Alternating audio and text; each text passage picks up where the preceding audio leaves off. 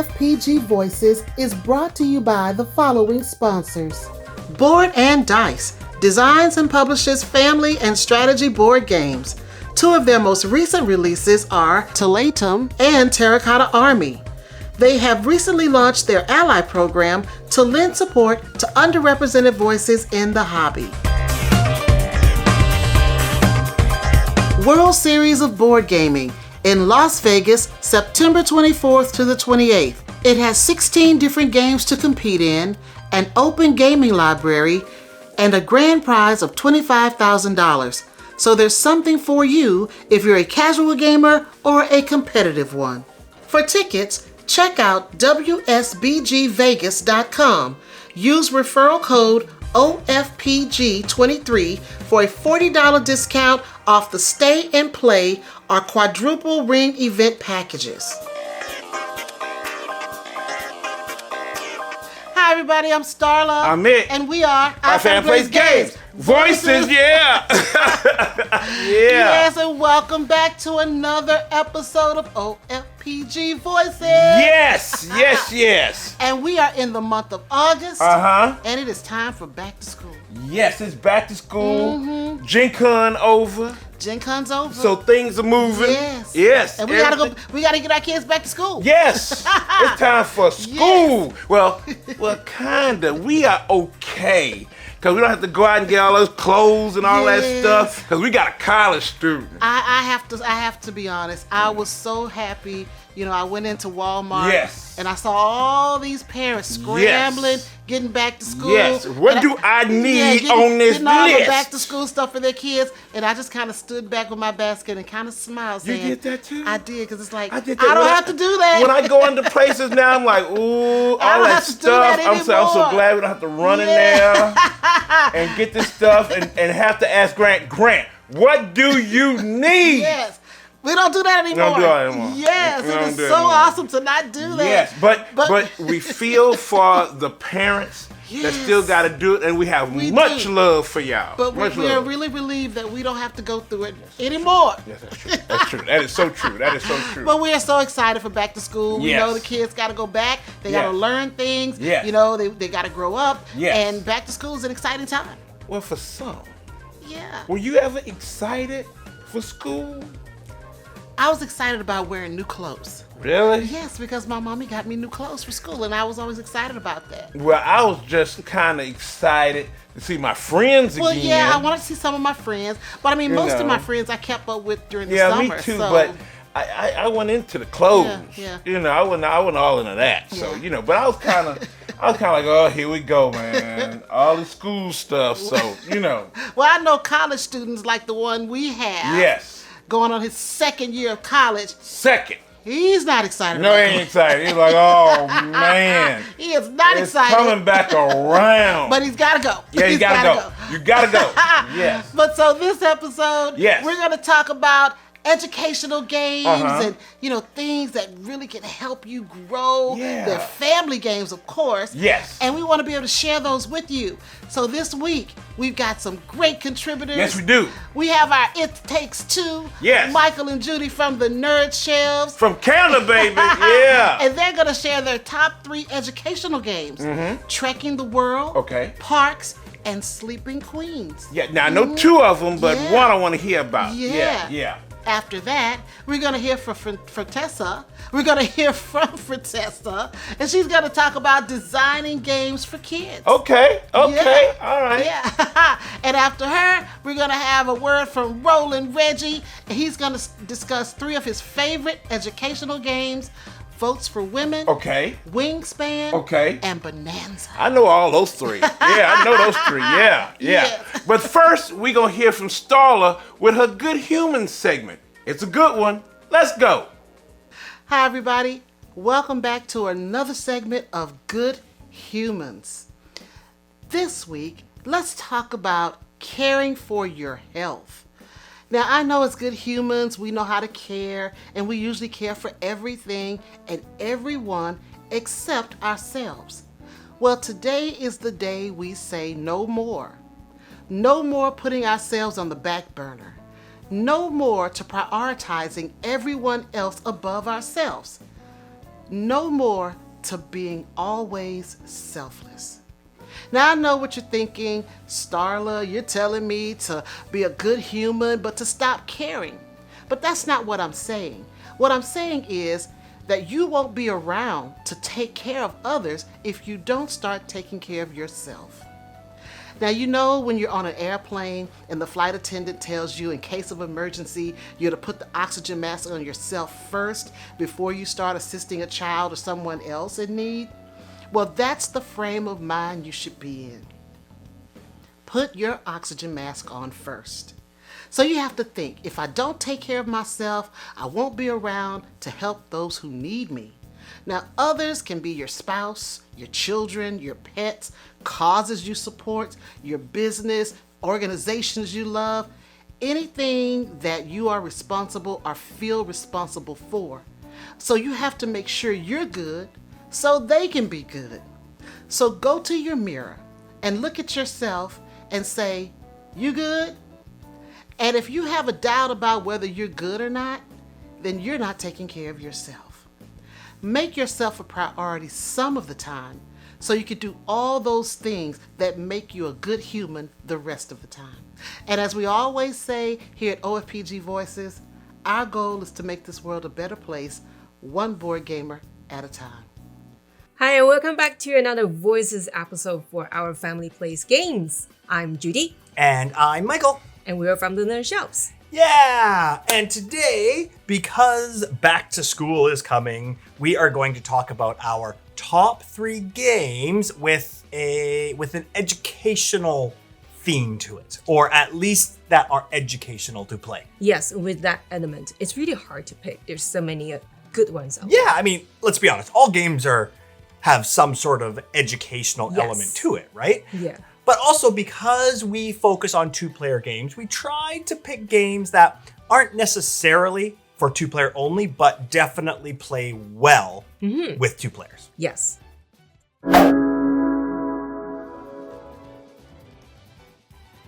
Number 3 for educational games, we picked Trekking the World. Trekking the World is published by Underdog Games. Absolutely. And it is a pretty fantastic game. You're travelers and you're traveling all over the world looking for souvenirs. And your player board is actually like a suitcase. It's pretty cool. But the reason why we picked this as an educational game is because, well, there's a giant world map and it is great for teaching geography. Yes. And all of the cities also have cards on them, and the cards have the art of kind of what's famous about that city. You know, Paris has the Eiffel Tower. And don't forget, pick up souvenir. You have to pick up souvenirs everywhere you travel. It's very important. Yes. It is for sure. Yeah, it's pretty fantastic. It's really cool. Yeah.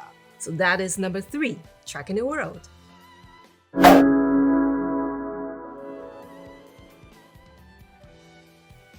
Now, should I go for number 2? Sure. It's smaller, so it's easier for me to carry. Parks! Yes! This is, no doubt, my top 10 favorite of all time. Yeah, it's pretty great. And again, like all the games we're showing today, it works really well with 2 players. It actually works really well solo as well. It has a solo mode, but yeah. Yes, and in this game, you are hiking in different parks, national parks, and different spots, and it's just so beautiful with the art. Yeah, it's such a beautiful game. Yes, you learn so much. I think those parks are in United States. Yeah, these are all American parks. Focus on. But it is great if you're looking for a game that teaches you about all of the national parks. Well, American national parks. Yes. So, I mean, we learned a lot because we're not American, and we actually learned a lot about the national parks. Absolutely, yes. So that is our number 2, parks.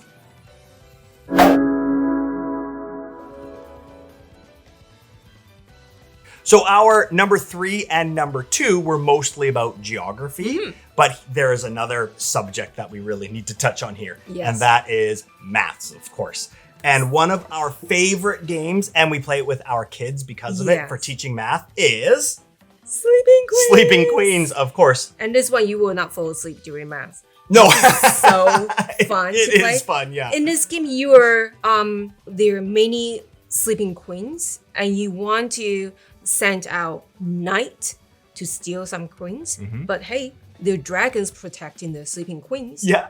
Or you want to put potion to put the sleeping queens to sleep. Yeah. But right. you There's can magic use wands to counter those potions. Yes, it is so fun. It is. It's the theme is great. It's that fantasy theme with queens and knights and dragons. But the reason why it's on this list is because the core mechanic of this game is math. Yes. So basically what you have to do is if you can't play a knight or a queen or one of the special cards, to draw more cards, you literally have to make math equations out of the cards in your hand. Yes. So it's great because you can do addition or subtraction. If you have a 2 and a 3 and a 5, then you lay them together and it's 2 plus 3 equals 5, obviously. Yes. And then because you've laid 3 cards down, you get to collect 3 new cards. More cards. The entire game is literally math equations. Yes, and I think it's perfect for kids. Kids or in a classroom. Adults. The game's fun enough for us to play. Yes, but it the is. educational piece is perfect for kids. Yes, and I think this is family friendly.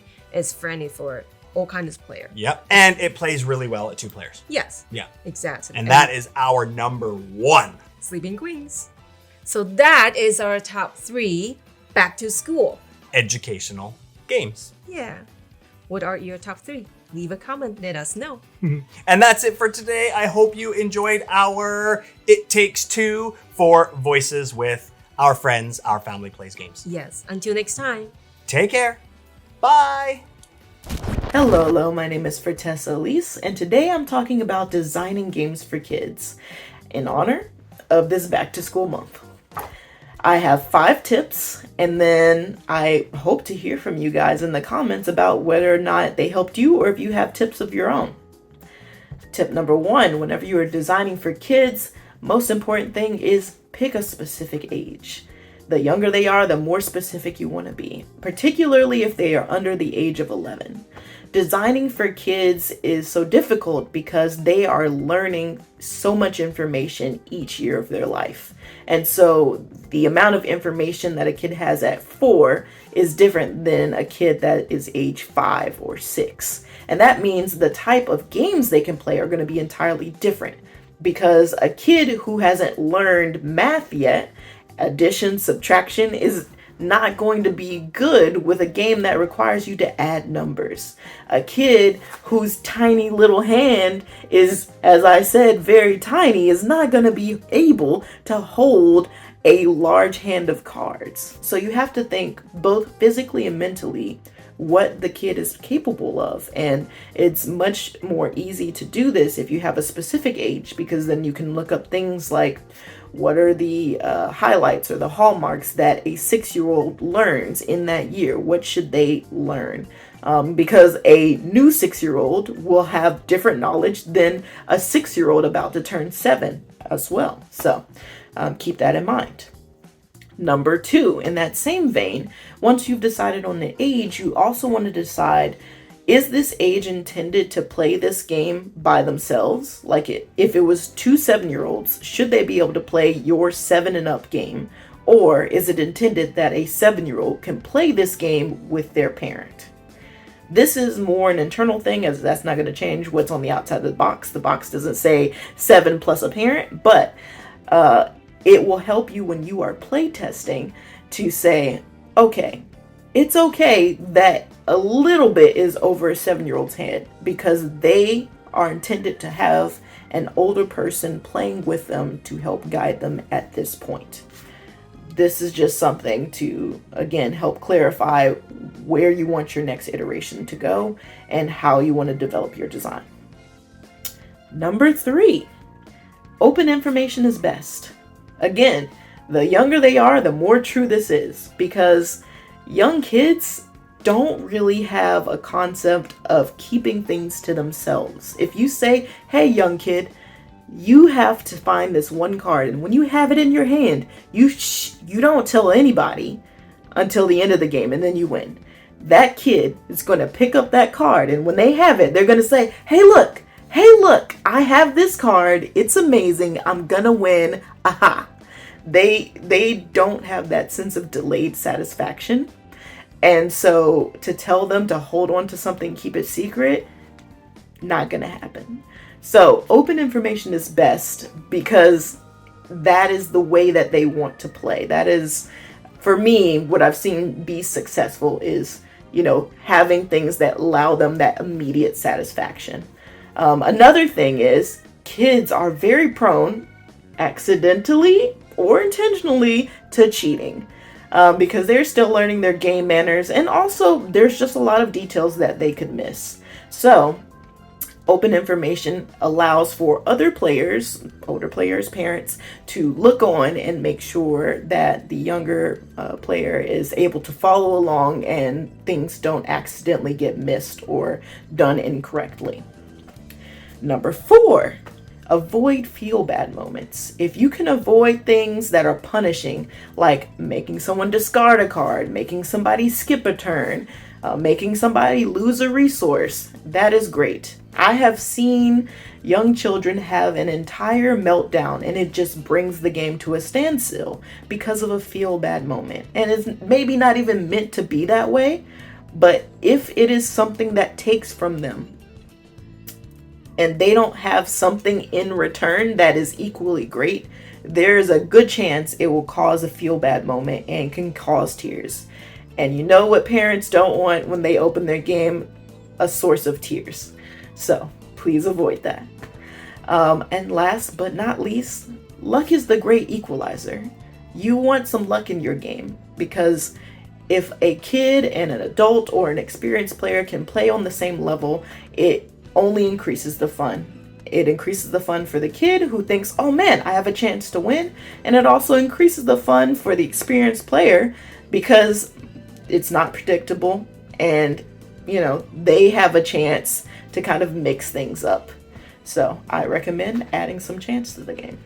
I hope these tips help, and I will see you guys next time. Bye.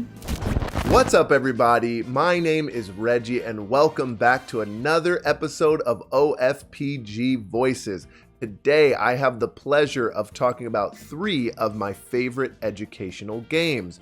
This is a very important topic to me as someone who works in education as my day job, so I'm excited to talk about a few notable games. So let's start with Votes for Women. This game is published by Fort Circle Games and designed by Tori Brown. It covers the American women's suffrage movement, a decades-long fight for women to gain the right to vote by ratifying the 19th Amendment here in the United States. This game is very card-driven, has a lot of area majority, much like a war game, but it can be played either cooperatively or competitively. So you can play 1 or 2 players as the suffragist and 1 or 2 players as the opposition, or alternatively, you can play 1 or 2 players versus the Oppo bot, which is the mode that I have played the most so far.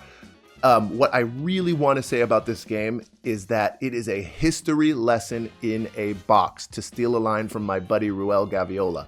There are 15 documents in this box just for historical context for you to learn more about. And on top of that, there's so much flavor text on each of the cards. The designer did so much research to make this a very educational game. I personally found a lot of satisfaction learning about figures from the movement that I didn't even know much about as someone who grew up in the United States, especially African American women such as Sojourner Truth or Frances Harper. There were Jewish women and Native American women that were very much involved. It's really, really interesting to see all of the different intersectionality between race and gender and the opposition and what those folks were pushing and how they were using propaganda and different tactics to lobby against the 19th Amendment. It really is the pinnacle of learning while you're playing and still being very enjoyable. So that is Votes for Women. Moving on to my second choice, there is a running joke on my channel that I will find a way to mention Wingspan in every single one of those videos, and now I'm spreading it over here to the OFPG community because I am selecting Wingspan by Elizabeth Hargrave and published by Stonemaier Games.